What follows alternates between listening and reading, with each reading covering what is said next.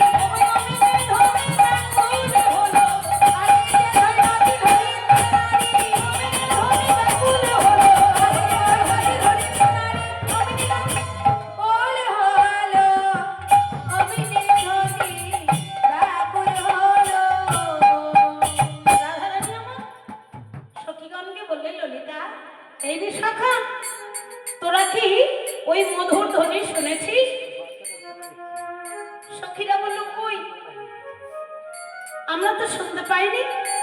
অমনি রাধারানী গিয়ে সখীদের ধরলেন। যেই না রাধারানীর স্পর্শ পেয়েছে, রাধারানীর অঙ্গ স্পর্শ পাওয়া মাত্র অমনি গোবিন্দের কৃপা লাভ হলো। রাধারানী কৃপা না হলে কি গোবিন্দ কৃপা হয় গো? গোবিন্দকে পেতে হলে আগে রাধারানীর ভজনা করতে হয়।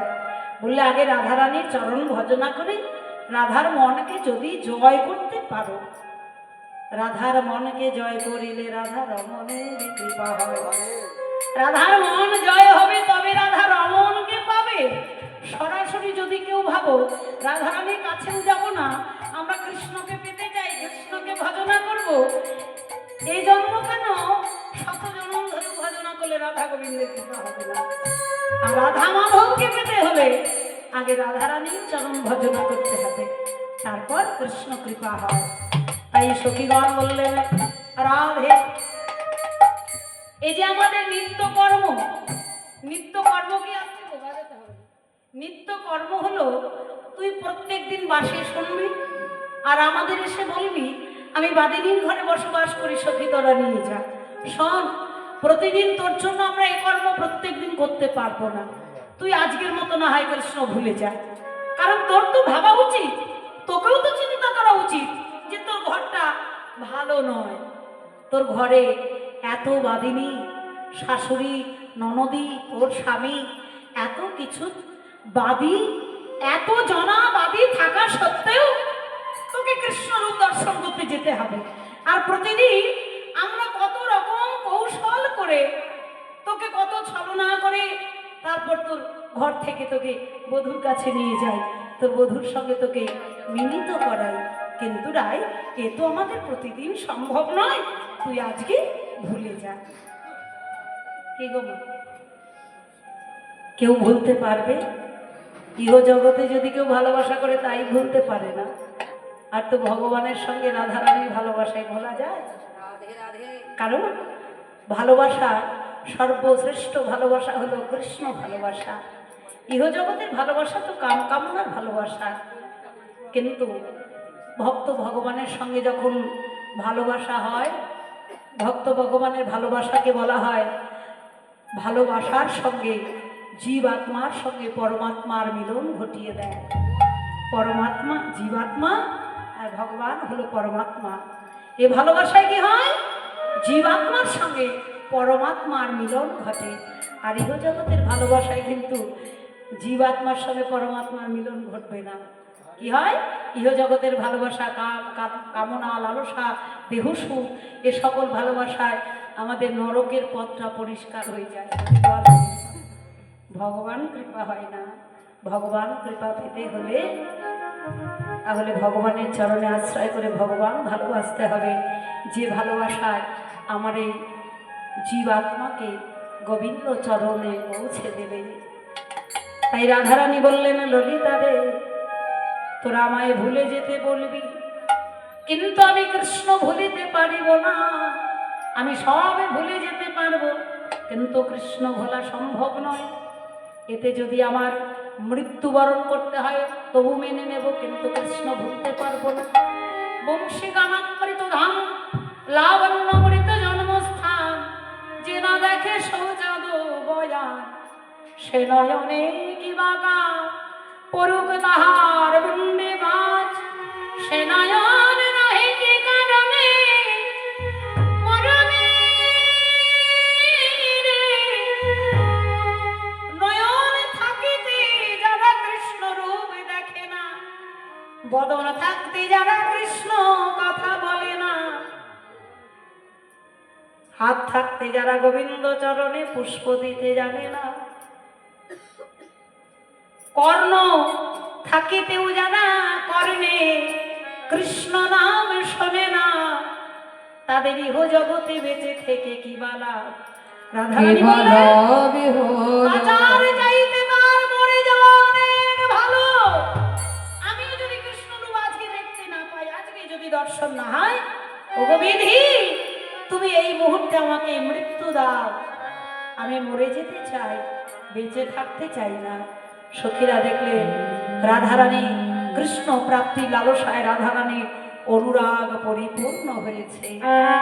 কারণ ভগবানের কাছে যেতে হলে যত সময় অনুরাগ পরিপূর্ণ না হবে, অর্থাৎ রাম তারপরে হলো অনুরাগ, তারপর সেই অনুরাগ হতে হয় দৃঢ় অনুরাগ। অনুরাগ যখন দৃঢ় হবে, অর্থাৎ তুমি বলবে আমি ওকে ভালোবাসি, এতে যদি আমার মৃত্যু হয় হয়ে যাক, তবু আমি ওকে ছাড়তে পারবো না। এটা হলো দৃঢ় অনুরাগ। ভগবানের প্রতি যদি কেউ এই অনুরাগ দেখাতে পারে, তখনই ভক্ত ভগবানের হৃদয় ভাব। হরিবল হরিবল। তাই রাধারানী বললেন, মরে যাই মরে যাব, তবু কৃষ্ণ ভুলতে পারবো না। সখীগণ বললেন, রাধে আমাদের দ্বারাই তো সম্ভব নয়, তোর শাশুড়িকে বোঝানো, তোর ননদীকে বোঝানো, তোর স্বামীকে বোঝানো, তার চাইতে তুই এক কাজ কর, মা যোগমায়া যোগেশ্বরীকে ডাক। দেখবি মা যোগমায়া যদি একবার এসে যায়, তাহলে আমাদের আর কোনো চিন্তা থাকবে না। সমস্ত কঠিন কাজ মা কি করে একেবারে সহজ করে তোর বধূর কাছে পৌঁছে দেবে। অমনি রাধারানী যোগমাকে ডাকতে লাগলো। মা যোগমায়া রাধারানীর কাছে এসে রাধারানীর সঙ্গে এমন একটি সম্পর্ক, রাধারানী বড়াই মাকে বড়াই মা বলে ডাকতেন যোগমাকে, আর যোগমায়া রাধারানীকে নাতনি বলে ডাকতেন। তা হঠাৎ রাধারানীর কাছে এসে যোগমায়া বললে, ও নাতনি, বলে এই নাতনি, তুই অমন করে যখন তখন আমাকে ডাকিস, বল তোর কি হয়েছে? রাধারানী বললে, মা গো, আমি যে কৃষ্ণবাদিনীর ঘরে বসতি করি, এই ঘর থেকে আমি কি করে কৃষ্ণ দর্শনে যাব, সেই উপায়টুকু আজকে তোমায় করে দিতে হবে। বড়াই মা বলল, শোন, উপায় তো আমি করে দেব, তুই তো যাবি তোর বধূর কাছে, কিন্তু বধূর কাছে কি শূন্য হাতে কেউ যায় না কি রে? এই তোর বধূর কাছে যখন যাবি, পসরা সাজিয়েছিস, পসরা না সাজালে গোবিন্দকে কি সেবা দিবি?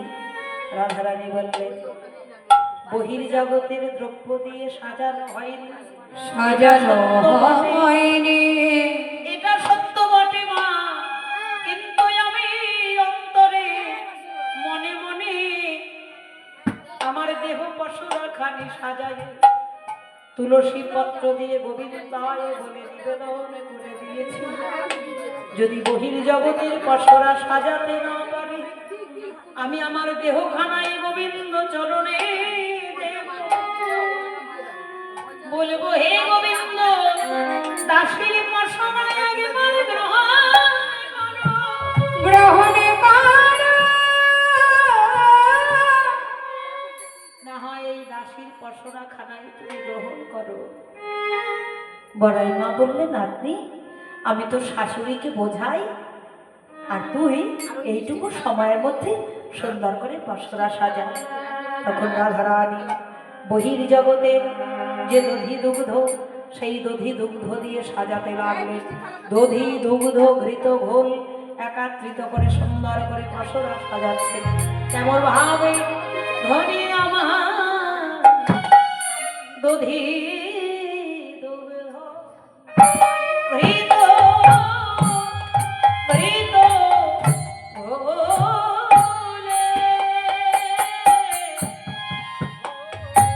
ঘৃত ঘোলে সাজায় পসরা,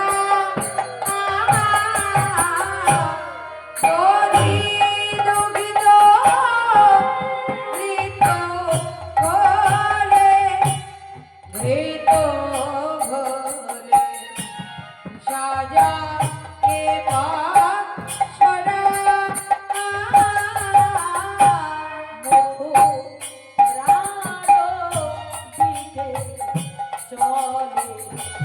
যত ব্রজমালা ব্রজমালা মথুরার দিকে চলে, যত ব্রজমালা সাজায় ধনে পসরা, সাজায় ধনে পসরা, ওগো সাজায় ধনে পসরা, সাজায়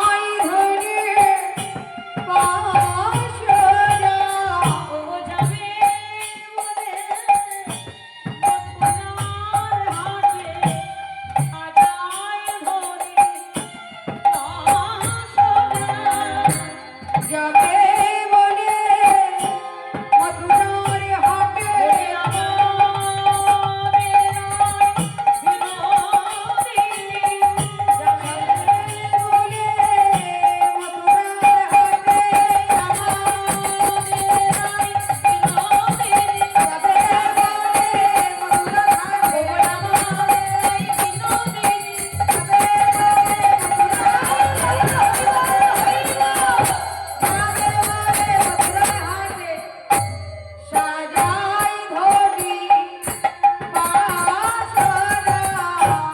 পরশুরা সাজানো হয়ে গেল।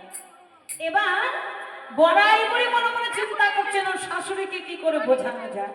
দ্রুত গতিতে জটিলার ভবনে গিয়ে বলল, ও জটিলে, জটিলে। দুপুরবেলা এসে জ্বালাতো, তার একদিন কি আমার একদিন, খেয়ে দিয়ে একটু শুয়েছি, শান্তিও নেই। আমার ঠান্ডার জ্বালায় মরে যাচ্ছে, পেছন থেকে হুড়ুর করে হাওয়া আসছে। ওই কর্কশ বাণী থেকে কথা বললেন বলো তো, কর্কশ বাণীতে কথা বললো আর কেউ নয় গো, ও হলো কুটিলা। কুটিলা মনে মনে ভাবছে কি, আমার মায়ের নাম ধরে ডাকা। শোনো, এই বৃন্দাবনে আমার মায়ের নাম ধরে কেউ ডাকতে পারেনি, আজ পর্যন্ত আমার মায়ের নাম ধরে ডাকার সাহস কারো হয়নি, এত বড় সাহস তো দেখাতেই পারেনি। হঠাৎ আমাদের বাড়ির সামনে এসে আমার মায়ের নাম ধরে কে ডাকলো, তাকে তো একটু দেখা দরকার বলো। এই বলে হন্তদন্ত করে দরজার কাছে গিয়ে দরজা খুলেছে। যেই দরজা খুলে দেখে সর্বনাশ, এই যে দেখছি যোগমায়া যোগেশ্বরী, যিনি কিনা জগতের মাতা, হঠাৎ কুটি লাগিয়ে মায়ের চরণে ষষ্ঠাঙ্গে পড়ে গেল।